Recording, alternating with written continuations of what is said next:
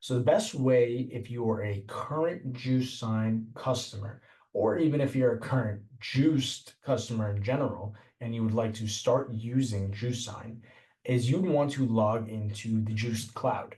Now, if you don't know how to get there, you may have seen me navigating to it before. You can just go to juicetech.com and hit sign in. And if you don't have an account, please reach out to us. We'll make sure we get you in here. But you all should. But I just went to my client ID, and you can navigate down to the JuicedSign tile. When you open up the JuicedSign tile, you want to hit authorize new application. Now, even if your application is already authorized, you still want to hit this if you're trying to do what we call really an upgrade. So you're going to hit authorize new application. I'm going to go ahead and pick a new user token. Let's try this one. Contract management office hours with still upgrade check. Finish.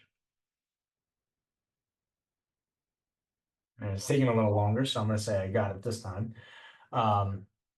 And what this is going to do is this is going to install the new fields, right, that we need here. So in the JuicedSign recipient tags, you can see there's a couple new fields that we added.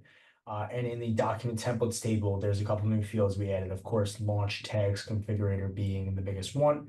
Yep, you can see that we also have a font family here.